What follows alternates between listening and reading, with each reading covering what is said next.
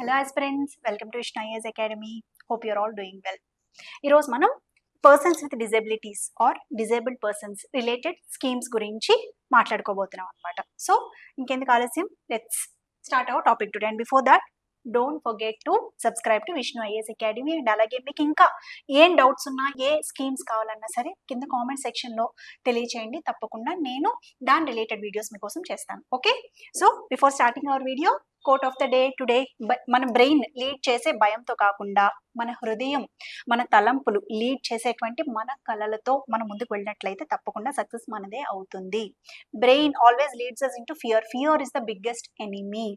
ఇప్పుడున్న ఈ కాలంలో, అదే ఒకప్పుడు ప్రీ హిస్టారిక్ టైమ్స్లో అయితే fear is the biggest boon for a person. ఎందుకంటే ఆ ఫియర్ తోటే మనిషి, ఆ రోజుల్లో ఇంత టెక్నాలజీ లేదు, ఇంత కంఫర్ట్ స్టేజ్ లేదు కాబట్టి భయంతోటే, ఆ భయం రావడం వల్లే మనిషి జాగ్రత్త పడి తన సర్వైవల్ కెపాసిటీని పెంచుకోగలిగాడు. కానీ ఈ రోజుల్లో మనకి ప్రతిదానికి భయపడాల్సిన అవసరం లేదు. సో మన ఫియర్ని మనం తుంచేసుకుని మన తలంపులు, మన హృదయం మనకి ఇచ్చినటువంటి ధైర్యంతో ముందుకు వెళ్తే తప్పకుండా సక్సెస్ మనదే. Okay, so wishing you all the best. ఈరోజు మనం టాపిక్లోకి వెళ్ళిపోదాం రండి. Persons with disability, people with disability. So వాళ్ళకి రిలేటెడ్ ఏంటంటే government actually people with disability వాళ్ళందరికీ కూడా కొన్ని ఐడి కార్డ్స్ ఇవ్వడం జరుగుతుంది అనమాట. ఎగ్జాంపుల్, వైట్ రేషన్ కార్డ్స్ ఎలాగైతే ఇస్తారు, గవర్నమెంట్ స్కీమ్స్ యొక్క బెనిఫిట్స్ని పొందుకునే అర్హత ఉండేలాగా వైట్ కార్డ్స్, అలాగే పర్సన్స్ విత్ డిజబిలిటీస్కి కూడా ఒక వెరైటీ ఆఫ్ ఐడి కార్డ్ వాళ్ళకి ఇవ్వడం జరుగుతుంది అనమాట. సో ఆ ఐడి కార్డ్ ఎవరికైతే ఉంటుందో వాళ్ళందరికీ కూడా గవర్నమెంట్ వాళ్ళ కోసం ఏర్పాటు చేసినటువంటి స్కీమ్స్ అన్నిటికీ కూడా ఎలిజిబిలిటీ సంతరించుకుంటుంది అనమాట.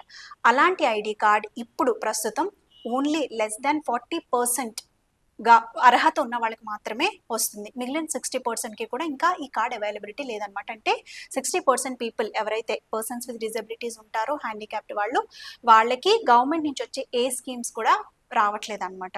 సో దీనికి గల రీజన్ ఏంటి, అసలు దీంట్లో మనం యాక్చువల్లీ గవర్నమెంట్ పర్సన్స్ విత్ డిజబిలిటీస్కి ఎలాంటి స్కీమ్స్ని తీసుకుని వచ్చింది, ఇలాంటి అంశాల గురించి చూద్దాం. అలాగే ఆ స్కీమ్స్ అన్నిటిలో ఈరోజు మనం ఒక స్కీమ్ గురించి తెలుసుకోబోతున్నాం అనమాట. క్లియర్? సో ఇదంతా డిజేబుల్డ్ పర్సన్స్కి, హ్యాండిక్యాప్డ్ పర్సన్స్ ఓకే ఎవరైతే ఉంటారో వాళ్ళందరికీ కూడా గవర్నమెంట్ తీసుకొచ్చినటువంటి కొన్ని స్కీమ్స్, ఓవరాల్గా ఈ కేటగిరీస్ ఆఫ్ స్కీమ్స్ అనమాట. అవి ఏంటో చూసేద్దాం రండి. ఫస్ట్ వచ్చేసరికి national funds for persons with disabilities. Disabled persons ఎవరైతే ఉంటారో వాళ్ళందరికీ కూడా నేషన్ కొన్ని ఫండ్స్ ఖచ్చితంగా వాళ్ళకి అలాట్ చేస్తుంది ప్రతి బడ్జెట్లో కూడా. Okay, for their upliftment. అలాగే assistance to disabled persons for purchase or fitting of aids or appliances. Disabled పర్సన్స్కి ఏదైనా అప్లయన్సెస్ కానీ లేదంటే హెల్పింగ్ టూల్స్ కానీ అవసరం అవుతాయి కదా, లైక్ వాళ్ళకి క్రచెస్ అవ్వచ్చు, లేదంటే హియరింగ్ ఎయిడ్స్ అవ్వచ్చు, లేదంటే కనుక వాళ్ళు నడవలేకపోయినట్లయితే వాళ్ళకి వెహికల్స్ ఏదైనా అవ్వచ్చు, 3-wheeler వెహికల్స్ లాంటివి అన్నీ కూడా గవర్నమెంట్ ప్రొవైడ్ చేయడానికి ఒక స్కీమ్ని వాళ్ళ కోసం తీసుకుని వచ్చింది. ఓకే, అండ్ అలాగే Deen Dayal disabled rehabilitation scheme, DDRS. So ఎవరైతే డిజేబుల్డ్ పర్సన్స్ ఉంటారో వాళ్ళందరికీ కూడా ఒక రీహాబిలిటేషన్ సెంటర్ ప్రొవైడ్ చేసి వాళ్ళందరినీ అక్కడ పెట్టి వాళ్ళ బాగోగులన్నీ కూడా గవర్నమెంట్ చూసుకుంటూ ఉంటుంది అనమాట. Okay, this is one category. ఇంకొకటి స్కాలర్షిప్స్, ఎడ్యుకేషన్లో స్కాలర్షిప్స్ వాళ్ళకి, లేదంటే స్పెషల్ కేటగిరీ వాళ్ళ కోసం క్రియేట్ చేసి ఓకే వాళ్ళకి ఫినాన్షియల్ అసిస్టెన్స్ ఇచ్చి తద్వారా వాళ్ళని ఎడ్యుకేషన్ స్ట్రీమ్లోకి తీసుకుని వస్తుంది అనమాట గవర్నమెంట్. ఓకే, అండ్ నెక్స్ట్ వచ్చేసరికి సిబ్డా, scheme for the implementation of rights of persons with disabilities act. Disabilities యాక్ట్లో ఏ అయితే రైట్స్ డిజేబుల్డ్ పర్సన్స్ కోసం గవర్నమెంట్ స్కెచ్ చేసి రాసి పెట్టిందో ఆ రైట్స్ అన్ని కూడా కరెక్ట్గా ఇంప్లిమెంట్ అయ్యేలాగా చూడడానికి కూడా కొన్ని స్కీమ్స్ అనేది గవర్నమెంట్ ఫామ్ చేసింది అనమాట. ఓకే, ఇంకో కేటగిరీ వచ్చేసరికి creation of barrier free environment. వాళ్ళకి నార్మల్ పర్సన్స్కి మధ్య ఏవైతే అడ్డుగోడలు ఉన్నాయో అవన్నిటిని కూడా తొలగించేలాగా గవర్నమెంట్ కొన్ని స్కీమ్స్తో ముందుకు వస్తుంది అనమాట. Okay, in order to make those people also get mingled in to the main stream of the society, which is a very very important for right to equality of every person కదా. And next వచ్చేసరికి accessible India campaign. So వాళ్ళకి accessibility కలిగేలాగా India wide campaign కూడా government చేపడుతుంది అనమాట అప్పుడప్పుడు. And next వచ్చేసరికి unique disability ID. ఈ రోజు మనం చదవబోతున్న స్కీమ్ ఏంటంటే యూనిక్ డిజబిలిటీ ఐడి స్కీమ్ గురించి ఈ రోజు మనం చదవబోతున్నాం అనమాట, తెలుసుకోబోతున్నాం. ఓకే, అండ్ నెక్స్ట్ వచ్చేసరికి national action plan for skill development of persons with disabilities. Disabled persons ఎవరైతే ఉంటారో వాళ్ళందరి స్కిల్స్ డెవలప్ చేసేలాగా నేషన్ అనేది ఒక ప్లాన్తో ముందుకు వస్తుంది అనమాట. This is one category for their upliftment. అర్థమవుతుందా? నెక్స్ట్ వచ్చేసరికి awareness generation and publicity in service training. వాళ్ళకి సర్వీస్ ట్రైనింగ్ కోసం అవేర్నెస్ ని జనరల్ పబ్లిక్ కి క్రియేట్ చేయడం కోసం కూడా గవర్నమెంట్ కొన్ని స్కీమ్స్ ని ప్రోగ్రామ్స్ ని తీసుకుని వస్తుంది అనమాట. ఓకే, అండ్ ఆల్సో అలాగే వాళ్ళు ఎవరైనా సర్వీసెస్ లోకి ఎంటర్ అయితే డిజేబుల్ పర్సన్స్ కి కూడా ఆ సర్వీస్ రిలేటెడ్ ట్రైనింగ్ ని కూడా గవర్నమెంట్ వాళ్ళకి ఉచితంగా అందిస్తూ ఉంటుంది. ఓకే, అండ్ నెక్స్ట్ వచ్చేసరికి research disability related technology products and issues and developments. Okay, వాళ్ళకి డిజబిలిటీ రిలేటెడ్ టెక్నాలజీ ఏదైతే ఉంటుందో దాని మీద కూడా రీసెర్చ్ చేయడానికి గవర్నమెంట్ కొన్ని ఫండ్స్ ని ప్రొవైడ్ చేస్తుంది అనమాట. అంటే తద్వారా ఆ డిజేబుల్ పర్సన్స్ కి ఏదైనా టెక్నాలజీ ద్వారా వాళ్ళకి ఆ డిజేబుల్ ఓవర్కమ్ చేసే విధంగా రీసెర్చ్ చేపట్టడానికి కూడా గవర్నమెంట్ ఎప్పుడు హెల్పింగ్ ఎయిడ్ ఇస్తూ ఉంటుంది అనమాట in the form of financial. So ఇన్ని స్కీమ్స్ అంటే ఇన్ని ప్రోగ్రామ్స్ చేయడం ద్వారా గవర్నమెంట్ డిజేబుల్ పర్సన్స్ అందరినీ కూడా అప్లిఫ్ట్ చేస్తుంది. అలాగే ఇంకొకటి ఏంటి, వాళ్ళకి స్పైనల్ ఇంజురీస్ ఎవరికైతే అవుతాయో వాళ్ళందరికీ కూడా ఫినాన్షియల్ అసిస్టెన్స్. స్పైనల్ ఇంజురీ అవుతే ఏమవుతుంది, కాళ్ళు ఇంకా చచ్చుబడిపోతాయి కదా, ప్యారలైజ్డ్ అయిపోతాయి, పక్షవాతం వచ్చినట్టు అయిపోతుంది. సో అలాంటి వాళ్ళకి అప్పటికప్పుడు జీవనోపాధి ఆగిపోకుండా ఉండడం కోసం వాళ్ళకి ఫినాన్షియల్ అసిస్టెన్స్ తో వాళ్ళకి ఎప్పటికప్పుడు గవర్నమెంట్ ఆదుకుంటూ ఉంటుంది అనమాట. That is one of the scheme. And next వచ్చేసరికి cross disability early intervention centres. వాళ్ళకి డిజేబుల్ పర్సన్స్ ఎవరైతే స్టార్టింగ్ స్టేజ్ లో ఉన్నారో వాళ్ళ యొక్క డిజబిలిటీని తొలగించగలిగేలాగా వాళ్ళకి ఎర్లీ ఇంటర్వెన్షన్ సెంటర్స్ ని కూడా గవర్నమెంట్ ఏర్పాటు చేస్తూ ఉంటుంది అనమాట. ఓకే, హెల్త్ డిపార్ట్మెంట్స్ లో ఉంటాయి ఇవన్నీ. అండ్ నెక్స్ట్ వచ్చేసరికి డిఏఎల్ఎం అంటే development of accessible learning material project. వాళ్ళకి చదువులో ఉపయోగపడేలాగా ఆ learning tools, specialised tools and techniques ఏవైతే ఉంటాయో అవన్నీ కూడా వాళ్ళకి ప్రొవైడ్ చేస్తుంది గవర్నమెంట్. ఎగ్జాంపుల్ బ్రెయిలీ లిపి బుక్స్ వాళ్ళకి అందించడం ద్వారా, లేదంటే బ్రెయిలీ స్లేట్స్ అందించడం ద్వారా, లేదంటే ఎవరైనా బ్లైండ్ పర్సన్స్ ఉంటే వాళ్ళకి ఏదైనా స్పెషలైజ్డ్ టూల్స్ అందించడం ద్వారా ఓకే వాళ్ళకి ఎడ్యుకేషన్ స్ట్రీమ్ లోకి రావడానికి దోహదపడుతూ ఉంటుంది అనమాట గవర్నమెంట్. ఓకే, అండ్ నెక్స్ట్ వచ్చేసరికి సిపిఎంయు అంటే central project monitoring unit come data strategy unit under the scheme for implementation of rights of persons. Disable persons ఎవరైతే ఉంటారో వాళ్ళ రైట్స్ అన్ని కూడా అమలు అయ్యేలా చూడడం కోసం గవర్నమెంట్ ఎప్పుడు కూడా ఒక డేటా బేస్ ని, ఖచ్చితమైన డేటా బేస్ ని ఫామ్ చేసుకోవడానికి కూడా కొన్ని సెంటర్స్ ని ఏర్పాటు చేసుకుంటుంది. తద్వారా డిజేబుల్ పర్సన్స్ ఎవరైతే ఉన్నారో వాళ్ళందరికీ కూడా ఈ బెనిఫిట్స్ అన్ని అందేలాగా చూసుకుంటుంది అనమాట through various departments. Clear? Okay, so this is the overall. నేను ఏం చేస్తానంటే రోజుకి కొన్ని స్కీమ్స్ చెప్పడం ద్వారా ఓవరాల్ కాంప్రహెన్సివ్ గా మొత్తం అన్ని కవర్ చేసేస్తాను. సచ్ దట్ మీకు ఎగ్జామ్ లో ఏ స్కీమ్ రిలేటెడ్ అడిగినా సరే డిజేబుల్ పర్సన్స్ కి మీరు ఆన్సర్ చేసే పొజిషన్ లో ఉంటారు. ఓకే, ఇప్పుడు మనం ఆ స్కీమ్స్ అన్నిటిలో ఈ రోజు మనం చూడబోతుంది యుడిఐడి స్కీమ్. ఓకే, ఈ స్కీమ్ రిలేటెడ్ లేటెస్ట్ గా మనకి న్యూస్ వచ్చింది కాబట్టి స్కీమ్ అంటే ఏంటో చూద్దాం. యుడిఐడి అంటే unique okay disability identification card. ఇప్పుడు మనం కొంతమంది బిలో పవర్టీ లైన్ లో ఉన్న వాళ్ళకి ప్రభుత్వం రేషన్ ఇవ్వడం ద్వారా వాళ్ళకి ఫుడ్ ఇన్సెక్యూరిటీని తగ్గిస్తుంది కదా. సో అలా రేషన్ బియ్యం కానీ లేదంటే రేషన్ ద్వారా అందించేటువంటి ప్రభుత్వం అందించే ఏ సామాగ్రి అయినా సరే అందరికీ అందుబాటులో ఉంటాయా? లేదు కదండి. ఎవరికి ఉంటాయి? రేషన్ కార్డ్, అది కూడా వైట్ కార్డ్ ఉన్న వాళ్ళకి మాత్రమే అందించడం జరుగుతుంది. అంటే అది వాళ్ళకి ఒక ఐడెంటిటీ కార్డ్ కదా. అలాగే డిజేబుల్డ్ పర్సన్స్ కి కూడా ఒక ఐడెంటిటీ కార్డ్ గవర్నమెంట్ ఇస్తుంది అన్నమాట. సో అలా ఇవ్వడం ద్వారా ఎవరైతే ఐడి కార్డ్ కలిగి ఉంటారో వాళ్ళకి మాత్రమే గవర్నమెంట్ అందించే, ఇప్పుడు మనం చూసుకున్నాం కదా, అన్ని బెనిఫిట్స్ కి ఎలిజిబిలిటీ ఉంటుంది. సో అలా చూసుకున్నట్లయితే నేను స్టార్టింగ్ లో చెప్పాను కదా, ఈ ఐడి కార్డ్ ఇప్పటి వరకు దేశంలో కేవలం 40% కంటే కూడా తక్కువ మంది డిజేబుల్డ్ పర్సన్స్ దగ్గర మాత్రమే ఉంది. మిగిలిన 60% దగ్గర లేదు. సో అంటే పాపం వాళ్ళు గవర్నమెంట్ అందించేటువంటి ఏ ఫెసిలిటీస్ ని కూడా అందుకోలేని పరిస్థితిలో ఉన్నారు. దానికి గల కారణాలు ఏంటో కూడా మనం క్లుప్తంగా చూద్దాం రండి. ఓకే, ఇప్పుడు మనకి యుడిఐడి అంటే యునిక్ డిజబిలిటీ ఐడి కార్డ్ అని చెప్పుకున్నాం కదా. యూనిక్ డిజబిలిటీ ఐడి కార్డ్ ఏదైతే ఉందో దేశంలో ఓన్లీ 40% మాత్రమే అందుతుంది. మిగిలిన 60% కి అందుబాటులో లేదు. ఓకే, సో మనం ఈ యూనిక్ యుడిఐడి కార్డ్ అనేది ఏంటనేది ఒకసారి చూద్దాం. యాక్చువల్లీ సో యుడిఐడి అనేది మనకి nation wide pan India project తీసుకుని వచ్చింది గవర్నమెంట్. అంతకుముందు మరి ఎలా జరిగామనుకుంటున్నారు లెక్కలు? డిజేబుల్డ్ పర్సన్స్ అందరికీ కూడా స్టేట్ వైజ్ గవర్నమెంట్ స్టేట్స్ కి అప్పచెప్పేసేది, ఏ స్టేట్ కి గవర్నమెంట్ కి వాళ్ళకి అప్పచెప్పేసేది అనమాట. వాళ్ళు మాత్రమే డిజేబుల్డ్ పర్సన్స్ ని లెక్క పెట్టుకుని స్టేట్ వైజ్ డేటా ఉండేది.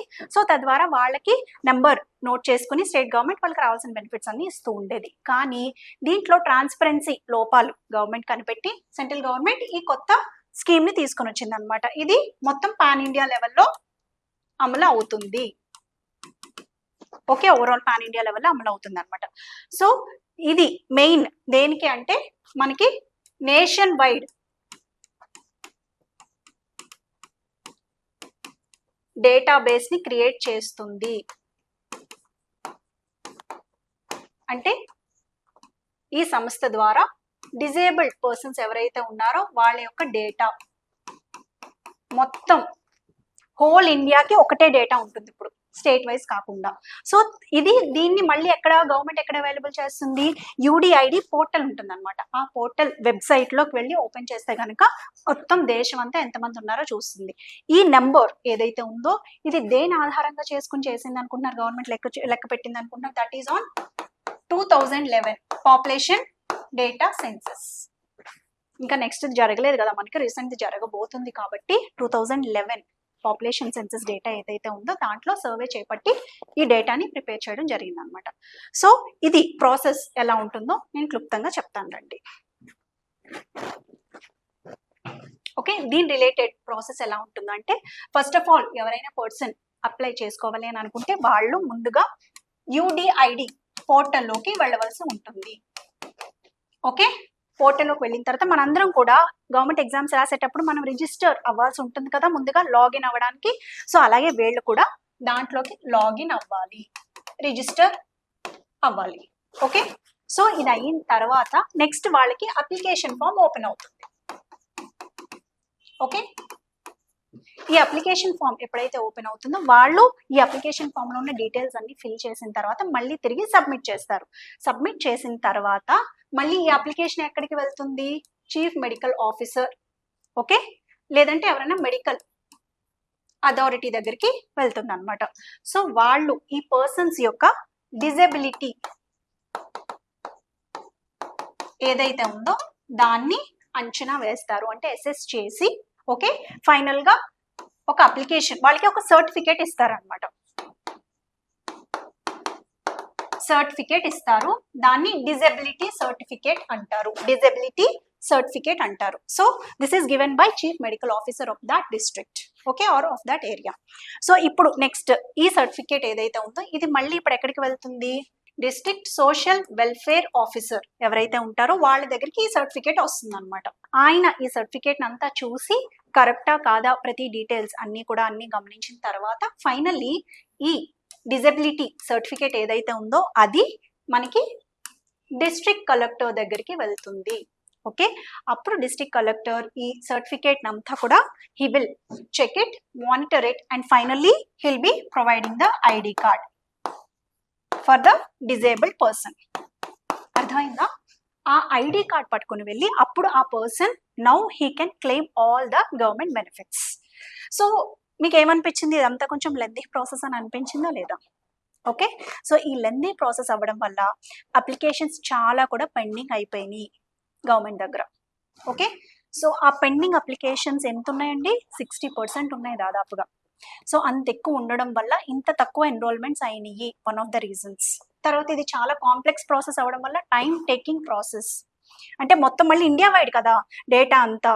సో మనకి యూపీఎస్సీ రిజల్ట్ అంత టైం టేకింగ్ ప్రాసెస్ అవ్వడానికి మొత్తం నేషన్ వైడ్ అంతా మనకి ఎగ్జామ్ కండక్ట్ చేయాల్సి ఉంటుంది, అందుకని అంత లేట్ అవుతుంది. ఓకే, సో అదే చిన్న చిన్న ప్రాంతాల ఎగ్జామ్స్, స్కూల్లో ఎగ్జామ్స్ అనుకోండి, జస్ట్ రాస్తాం ఎగ్జామ్ 2 months లో రిజల్ట్ వచ్చేస్తుంది. ఏది complete result I'm talking about. Okay, so అంటే ప్రాసెస్ చిన్నదైతే టైం కూడా తక్కువ అవుతుంది, ప్రాసెస్ ఎక్కువైతే టైం కూడా ఎక్కువ అవుతుంది. Same thing, time taking process కాబట్టి అంత తక్కువ ఎన్రోల్మెంట్ అయ్యింది, అప్లికేషన్స్ అన్ని పెండింగ్ లో ఉన్నాయి.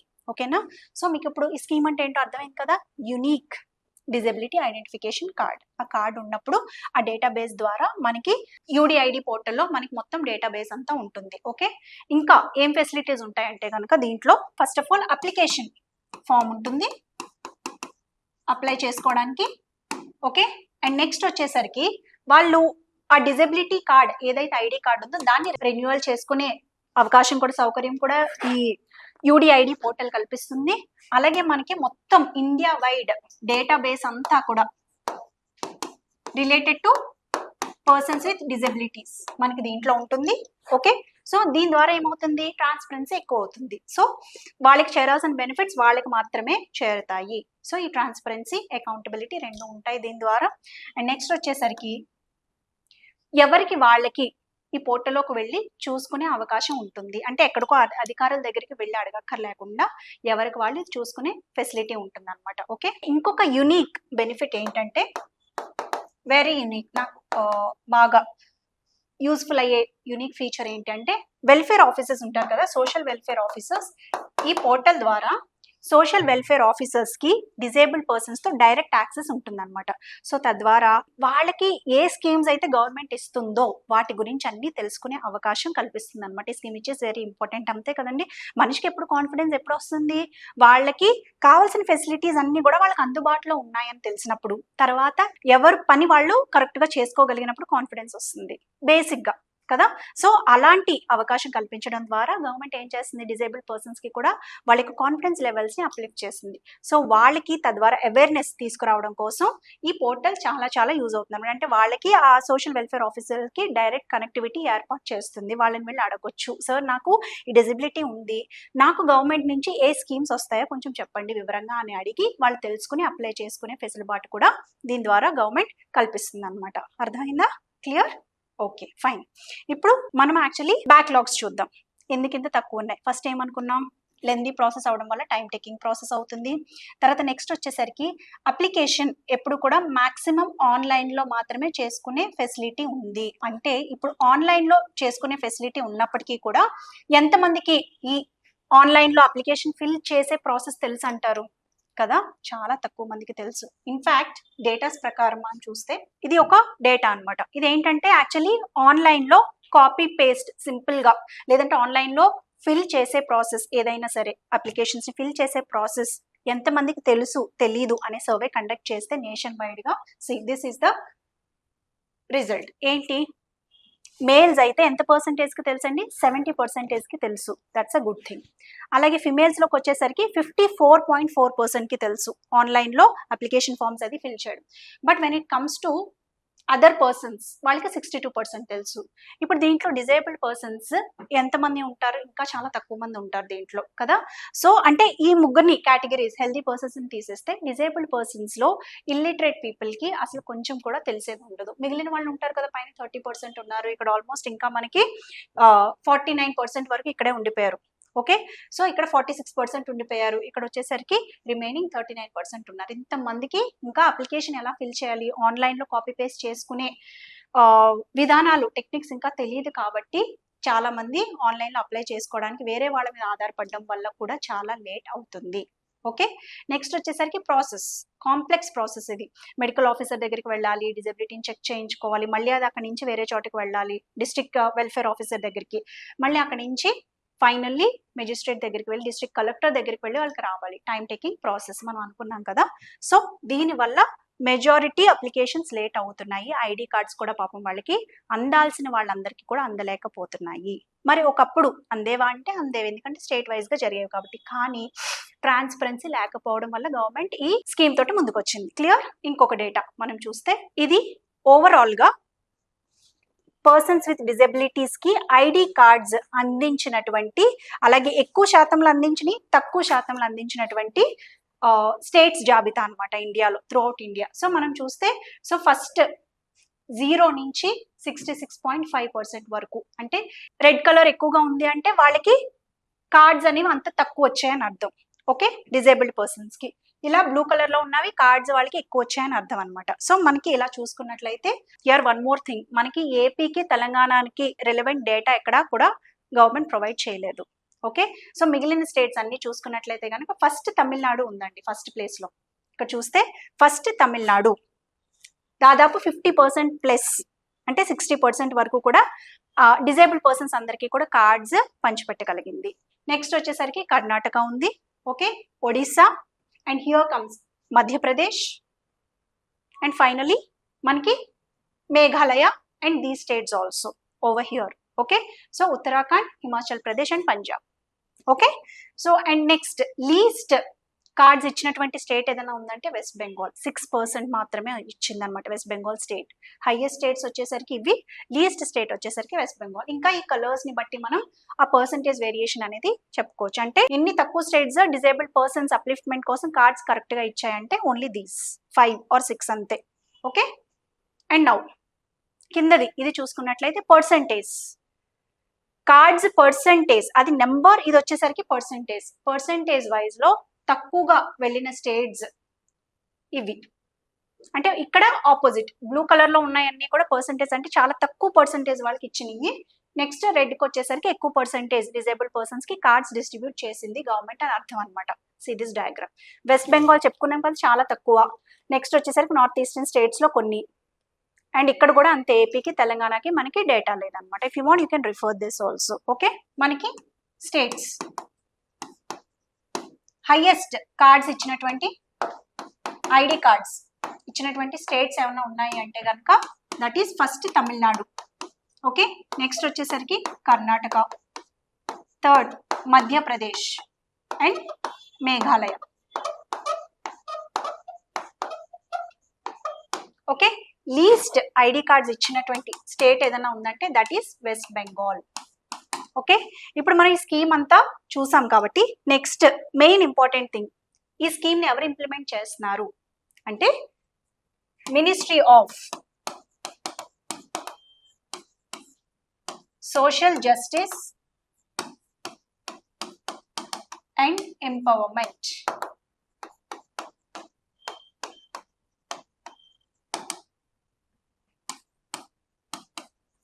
యూడిఐడి స్కీమ్ ని ఇంప్లిమెంట్ చేసేది ministry of social justice and empowerment. And దీని కింద ఉండేటువంటి ఇంకొక department that is department of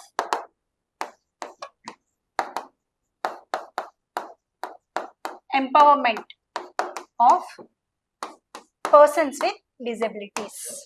so UDID అనే స్కీమ్ జనరల్ గా ఈ పర్సన్స్ విత్ డిజబిలిటీస్ రిలేటెడ్ అన్ని స్కీమ్స్ కూడా ఇంప్లిమెంట్ చేసేది ministry of social justice and empowerment and the department of empowerment of persons with disabilities. ఇది కూడా very very important topic, note చేసుకోండి. Okay, so I hope you might have understood this scheme.